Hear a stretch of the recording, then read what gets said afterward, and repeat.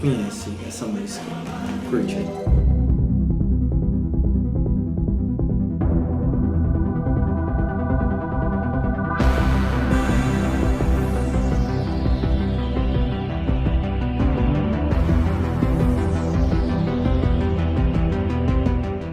É isso aí, esse é o Teoria da Inspiração, estamos de volta!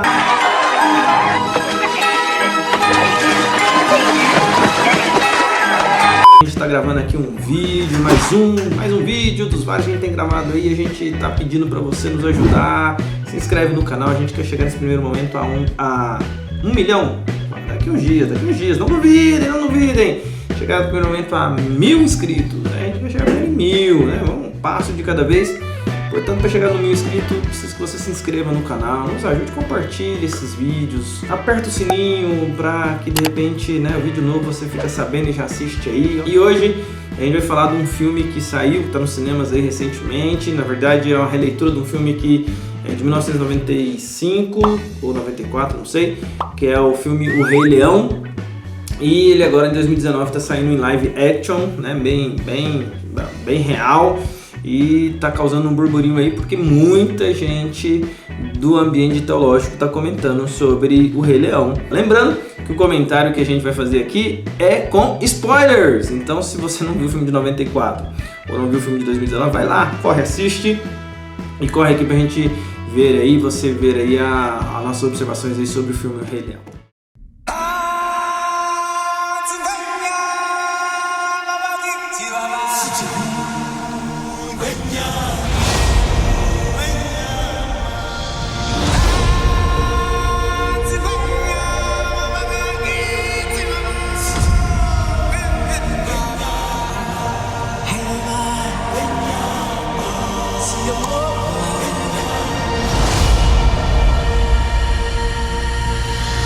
O Rei Leão, que é um filme que a gente já conhece a história de cor e sorteado.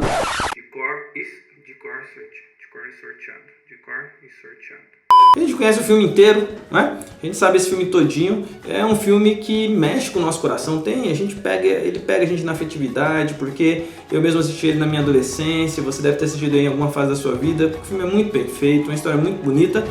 E essa releitura pôde trazer para nós uma perspectiva, a gente assistindo o filme mais maduro, eu assistindo o filme de uma maneira mais madura, eu pude perceber uma coisa muito clara naquele filme, e esse é o nosso Teoria da Inspiração sobre esse filme. Eu sei que tem muita gente comentando aí, talvez o que eu fale aqui alguém já tenha até ido por algum caminho nesse sentido, ou alguma coisa ou outra, mas eu queria aprofundar algumas coisas que eu vi, alguém comentando, mas quando eu vi o filme e estava lá na sala de cinema prestando atenção, eu vi muito claro, agora com um olhar maduro sobre o filme Rei Leão, uma perspectiva que tem ali, que talvez você tenha percebido também, a gente vai analisar aqui. A perspectiva de duas cosmovisões em conflito, ou a gente poderia dizer a treta de duas cosmovisões.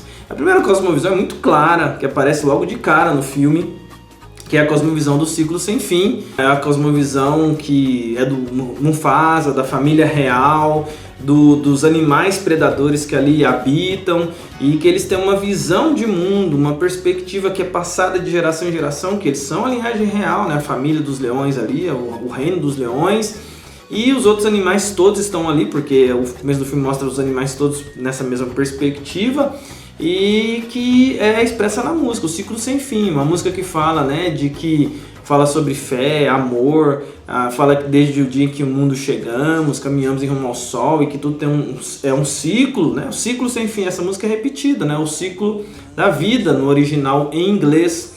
E também o Mufasa, numa conversa com o Simba, discipulando o seu filho, ensinando para ele a forma como eles enxergam o mundo, fala para ele claramente que é um ciclo, que eles são predadores que se alimentam ali, que caçam animais para sobreviver, mas que também eles quando morrem viram grama e acabam sendo alimento também para os animais que não são carnívoros. Então é um ciclo, e isso é explicado para o Simba. Acontece que no meio do filme o Simba tem uma frustração muito grande, um trauma muito grande, que também acaba sendo um trauma para muitos de nós, né? Aquela cena lá do Mufasa caindo lá naquela estourada lá, e aquela cena da morte do Mufasa, o trauma do Simba, é traumático para nós, é uma cena forte para todos nós também, mas é um trauma que leva a um avanço do filme em que é mostrado uma segunda cosmovisão, E essa segunda cosmovisão, que é trazida ali pelo Timão e pelo Pumba, que é muito curiosa, né? É muito atrativa, que é o Hakuna Matata. Hakuna Matata. É lindo dizer. Hakuna Matata. Sim, vai entender. Os seus problemas você deve esquecer.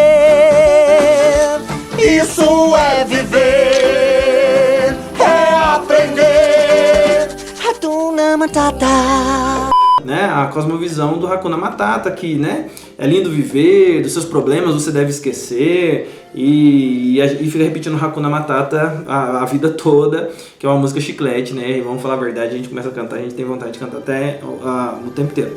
Mas olhando com uma perspectiva madura, tem uma hora que o Timão vira pro Simba e fala assim, olha, a vida na verdade é uma linha sem sentido da indiferença. Ele conversando com o Pumba e com o Simba, ele fala, olha, a vida é uma linha sem sentido de indiferença. E aí a gente tem então a segunda cosmovisão, que ela é apresentada.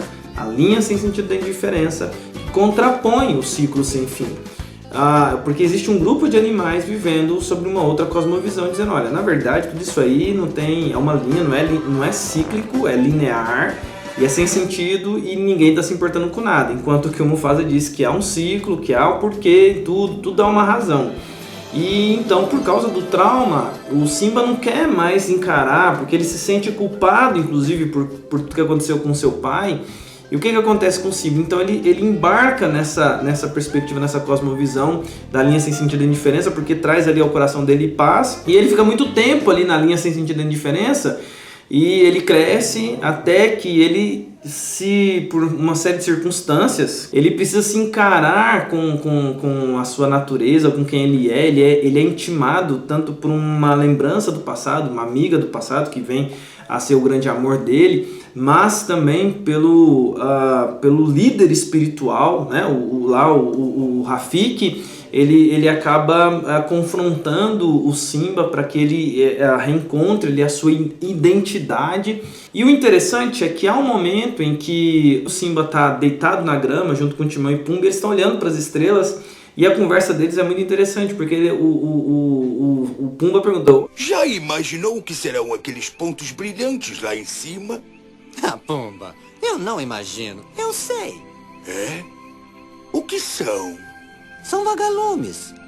Vagalumes que ficaram grudados naquela coisa grande azul escura. Oh! Eu sempre pensei que fossem bolas de gás estourando a bilhões de quilômetros daqui. Pumba, pra você só existe gás. Simba, o que é que você acha? Já me disseram uma vez que os grandes reis do passado estão lá, olhando por nós. Sério? Quer dizer que um bando de reis mortos estão olhando pra nós?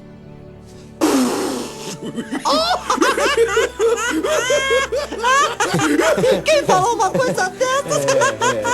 Que palhaço contou a piada? Bobagem. Você me mata de rir. Veja que tem ali uma perspectiva que é metafísica, que é a do Simba. Tem uma perspectiva que é empírica, que é aquela primeira experimental, que é a do Timão, porque ele acha que os vagalumes, então ele é uma observação, ele tem uma tese.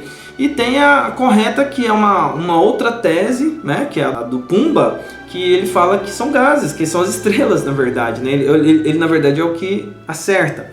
Mas ali a gente vê um contraponto, ciência, né, empírico, racional, fé. E é engraçado quando o Simba fala assim, alguém me disse, ele não fala que foi o pai dele, né, que eram os nossos antepassados olhando para nós. O que acontece na cena? O Timão e o Pumba riem, falam assim, nossa, eu nunca vi uma explicação mais idiota, zombando da visão de mundo que o Simba tem. Como que esse filme faz um paralelo interessantíssimo sobre o mundo de hoje, em que a gente tem cosmovisões em conflito, treta.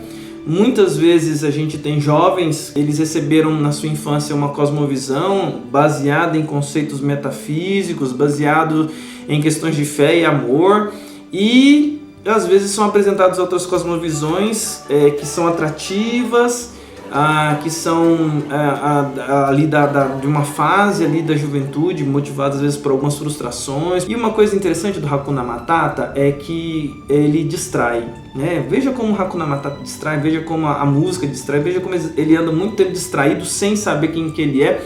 Isso tem muito a ver com a nossa vida, porque às vezes quando você embarca numa visão de mundo equivocada, você embarca na ideia dos amigos, você embarca numa fase da sua vida, você anda às vezes muito tempo distraído, e às vezes algumas coisas que acontecem na nossa vida são para nos distrair mesmo do nosso foco.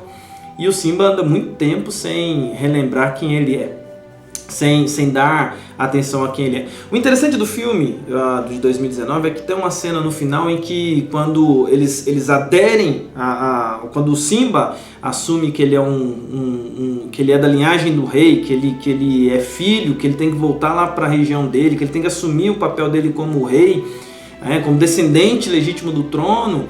O Pumba faz uma pergunta pro Timão, fala assim: mas a gente não acredita na linha da indiferença? Na linha sem sentido da indiferença? E aí o Timão diz assim: não, mas a gente estava errado. O que eu acho muito legal no filme é que há um momento em que uma cosmovisão que ela está equivocada, ela é abandonada para aquela cosmovisão que está certa. E o filme então no final apresenta a perspectiva de que o ciclo sem fim, o ciclo da vida, era a cosmovisão correta. A gente vive num mundo de cosmovisões em conflito, mas tem uma cosmovisão que é correta. Eu acredito que nós precisamos colocar as cosmovisões em paralelo e questioná-las, enxergá-las, perguntar, fazer perguntas para chegar na cosmovisão correta. Eu acredito que a cosmovisão correta é a cosmovisão de mundo que adere à perspectiva reformada de mundo de criação, que é de redenção. E mesmo quando a gente às vezes apresenta isso, que tem aspectos metafísicos, e as pessoas riem, é a mesma história do Simba, quando os amigos dele riram dele porque achavam que a explicação é equivocada, mas ele se encontra justamente numa experiência metafísica quando ele tem ali um encontro com seu pai.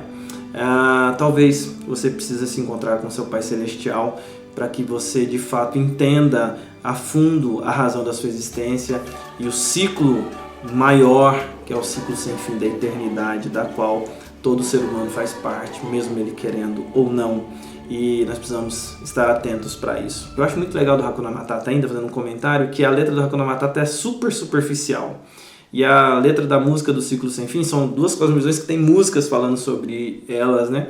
A música do Ciclo Sem Fim é uma música profunda, as duas são marcantes, mas a Hakuna Matata é extremamente superficial, uma letra superficial, mas que traz uma filosofia. Olha, não se preocupe com nada.